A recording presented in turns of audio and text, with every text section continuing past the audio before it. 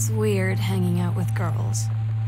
Daniel was around ever since I was little, and other girls? I don't know. Lonnie came over today, but everything was... Lonnie brought her hair dye over today. She said, I need to fix these roots. Think you could help? Dyeing hair is weirdly intimate. I don't know if I've touched someone else's scalp before. It's pretty intimate, right? It felt intimate. We looked in the mirror together after, and I expected her to say something about how it looked... Oh my God. You are so lucky you finished high school before we moved into this house. So, it's the first day of school, and there I am, introducing myself to the class, and I say that I just moved into the house on Arbor Hill. All of a sudden,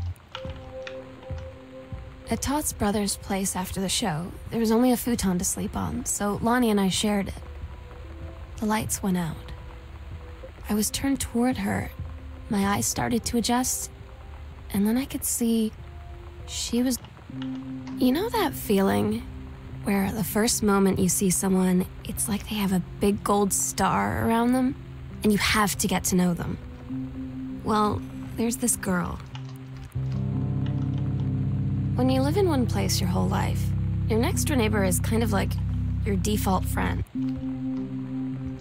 So you know what they say about the best laid plans of mice and men?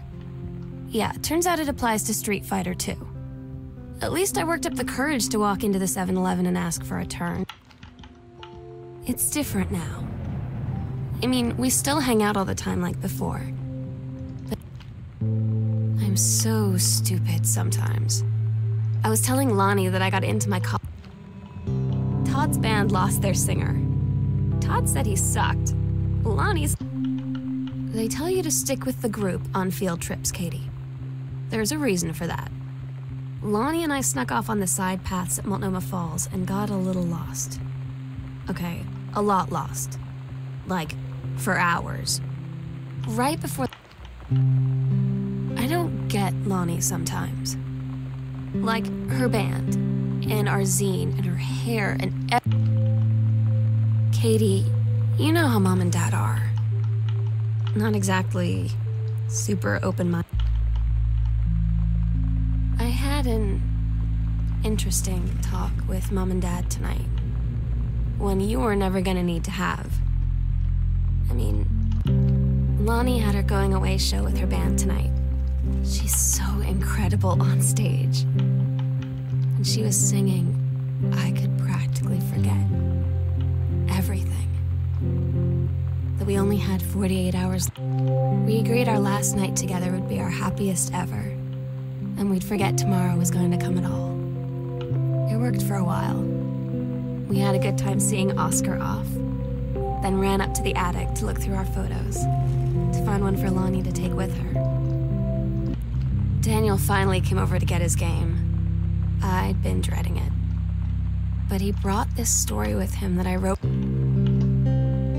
I asked Lonnie what she had to do to get ready to ship out for basic training. She said, not a lot, really. You're not allowed to bring anything with you. You have no possessions, no contact with the outside world while you're in basic. You just train hard every day, and then you deploy from there. So, they'll just send her away. To who knows where. The other side of the country, the other side of the world. My mind, like, can't process it. She's really going to be gone. Just gone.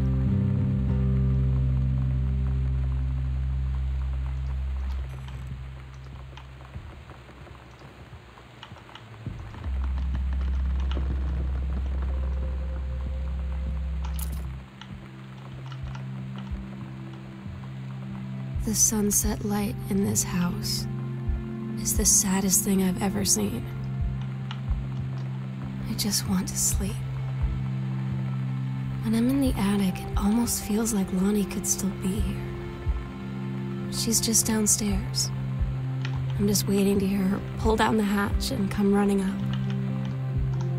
Maybe I'll go up to the attic and wait. Meow, meow. Meow, meow. Meow. Meow, meow, meow, meow. Meow, meow, meow. Meow, meow, meow. Meow, meow, meow. Sometimes you just have to lie to Mom and Dad. Like when Lonnie asked me to see a band with her and stay over at her friend's place in the city after. That's a lie to Mom and Dad's situation. Oh my God.